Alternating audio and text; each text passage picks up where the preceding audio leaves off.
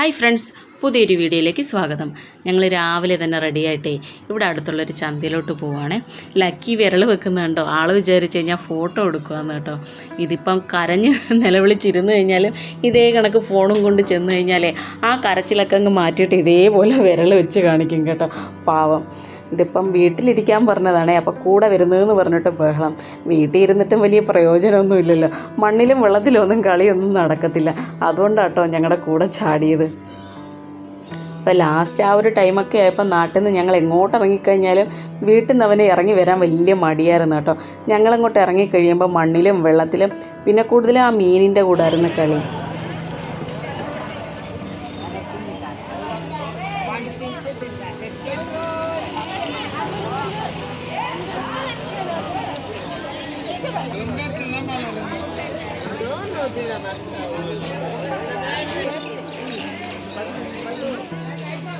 Hi.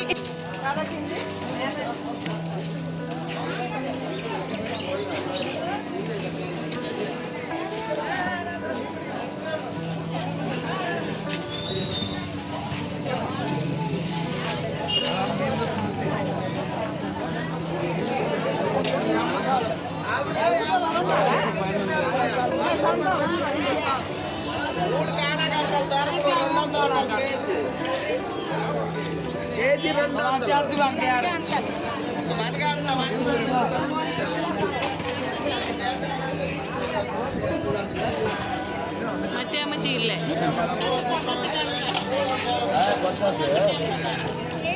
ഇല്ല, അത് ജീവനില്ലാത്തയാട്ടോ.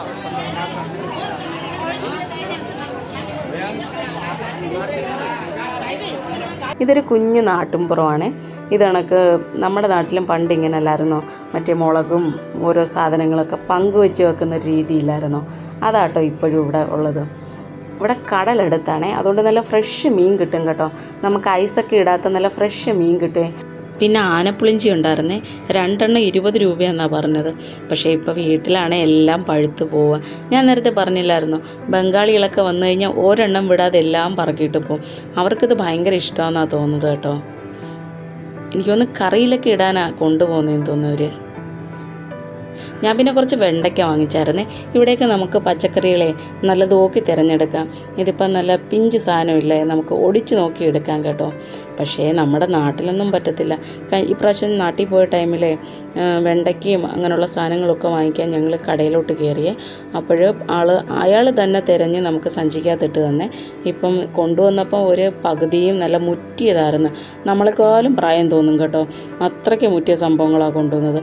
ഞങ്ങൾ ഈ ആളിൻ്റെ കയ്യിൽ നിന്നാണ് മീൻ വാങ്ങിക്കുന്നത്. അത് ഞങ്ങളുടെ മീനാണ്. ഇതിപ്പോൾ ഹസ്ബൻഡും വൈഫും കേട്ടോ. ഇവരിനിയിപ്പം ഇതെല്ലാം വിറ്റ് കഴിഞ്ഞിട്ടേ ബാക്കിയുള്ള മീനുകളൊക്കെ എടുത്ത് ഞങ്ങളുടെ വീടിൻ്റെ ആ ഒരു ഭാഗത്തോട്ട് വന്ന് പിന്നെ അവിടെ വിൽക്കുവേ. ഞങ്ങൾ സ്ഥിരം മീൻ വാങ്ങിക്കുന്നൊരു ചേച്ചി ഉണ്ടായിരുന്നു, പക്ഷേ ആ ചേച്ചി ഇന്നില്ല കേട്ടോ. അവരുടെ കയ്യിൽ നിന്ന് നമ്മൾ മീൻ വാങ്ങിച്ചു കഴിഞ്ഞാൽ വീട്ടിൽ വന്നൊന്ന് കഴുകിയാൽ മാത്രം മതി, അത്ര ഭംഗിയായിട്ട് ക്ലീൻ ചെയ്യും കേട്ടോ. ഇതിപ്പോൾ ഈ ആളുടെ ഒക്കെ കയ്യിൽ നിന്ന് വാങ്ങിച്ചത് വീട്ടിൽ ചെന്നിട്ട് ഇരട്ടി പണിയാണ്. ഇതിപ്പം ഇതിൻ്റെ വലിയ വലിയ ചെതുമ്പലില്ലേ, അതൊക്കെ ഇളക്കി കളയാൻ കുറേ പാടാണ് കേട്ടോ. ആ തലയുടെ ഭാഗത്തു നിന്നൊക്കെ മറ്റേ ആ ചേച്ചിയാണെങ്കിൽ നല്ല വൃത്തിയായിട്ട് ചെയ്ത് തരും കേട്ടോ. പിന്നെ ഞങ്ങൾ കുറച്ച് സാമ്പാർ ഒരുപ്പൊക്കെ വാങ്ങിക്കാൻ ഇങ്ങോട്ട് കടയിലോട്ട് വന്നതാണേ. ഇവിടെ വന്നപ്പോൾ ലക്കിക്ക് ഈ സോപ്പ് വേണം. ഞങ്ങൾ പറഞ്ഞു അതങ്ങ് വെക്ക്, ഇപ്പോൾ സോപ്പ് വാങ്ങണ്ടാന്നേ. അപ്പോൾ ഇത് ബ്ലൂ കളറാണ്, ഇത് ആൺകുട്ടികൾ ഉപയോഗിക്കുന്ന കളറാണ്. ഇനിയിപ്പോൾ ഒരു പിങ്ക് കളറും ഇതിൻ്റെ ഇരിക്കുന്നുണ്ട് കേട്ടോ. അത് ഞാൻ വാങ്ങിച്ചോളാം, അത് പെൺകുട്ടികളുടെ സോപ്പാണ്. അങ്ങനെ അതവന് കൂടിയേ തീരും, അതും വാങ്ങിച്ച്. പിന്നെ ഞങ്ങളിവിടെ പച്ചക്കറി കടയിലോട്ട് വന്നേ. പിന്നെ കുറച്ച് പറവൽ വാങ്ങിച്ചേ. ഇത് ഉരുളക്കിഴങ്ങും കൂടി ഇട്ട് കറി വെക്കാൻ നല്ല ടേസ്റ്റാണേ. വീട്ടിൽ മോക്കിത് ഭയങ്കര ഇഷ്ടം കേട്ടോ. അങ്ങനെ ഇത് കുറച്ച് വാങ്ങിച്ച്, പിന്നെ കുറച്ച് ഉള്ളിയും ഉരുളക്കിഴങ്ങും ഒക്കെ വാങ്ങിച്ച്, പിന്നെ തക്കാളിയും. ഈ കടയിൽ നിന്നാട്ടോ ഞങ്ങൾ സ്ഥിരം പച്ചക്കറി വാങ്ങിക്കുന്നത്. ഈ നിൽക്കുന്ന അമ്മച്ചിയില്ലേ, കാൽക്കുലേറ്ററിനെക്കാളും ക്ലിയറാണ് കേട്ടോ. അതൊക്കെ വാങ്ങിച്ചിട്ട് പിന്നെ ഞങ്ങൾ നേരെ വീട്ടിലോട്ട് പോയേ. വീട്ടിൽ മോള് വരുന്നില്ല എന്നും പറഞ്ഞിരിക്കുകയായിരുന്നു. ഞങ്ങൾ പോയിട്ട് വേഗം ചെന്നാൽ മതിയെന്ന്.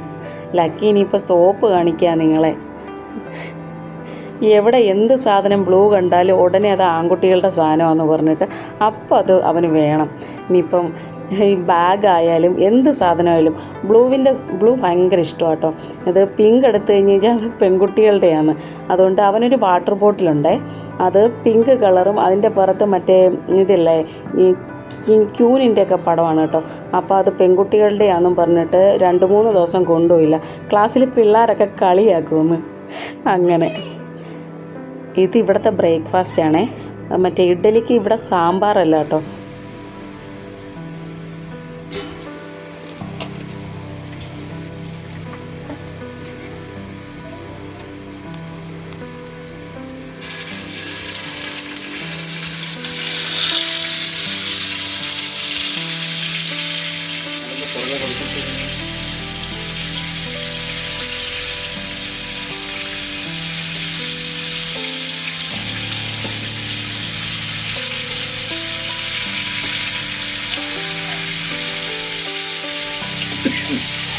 ഇവിടെ ദോശയ്ക്കും ഇഡ്ഡലിക്കും ഒക്കെ ഒപ്പേ സാമ്പാർ തരത്തില്ല കേട്ടോ, ഗ്രീൻ പീസ് കറിയാണ്. എനിക്ക് തോന്നുന്നു ഇവിടുത്തുകാരുടെ സ്പെഷ്യലാണെന്ന് തോന്നി ഗ്രീൻ പീസ് കറി.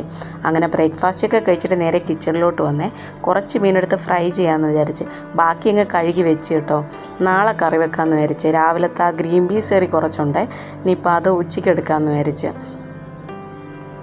ലക്കിക്ക് ഇതിൻ്റെ തല ഭയങ്കര ഇഷ്ടമാണ് കേട്ടോ. കറി വെച്ച് കഴിഞ്ഞാൽ അതവന് ഇഷ്ടം. പിന്നെ കുറച്ച് പയർ മെഴുക്കുവരട്ടി ഉണ്ടായിരുന്നേ. ഇതായിരുന്നു കേട്ടോ ഞങ്ങളുടെ ഫുഡ്. എൻ്റെ വീഡിയോസൊക്കെ കാണാൻ ഇഷ്ടമുള്ളവരെ സബ്സ്ക്രൈബ് ചെയ്യാനും ലൈക്ക് ചെയ്യാനും ഒക്കെ മറക്കല്ലേ. ഇനി മറ്റൊരു വീഡിയോ ആയിട്ട് വരാമേ. Okay friends, by.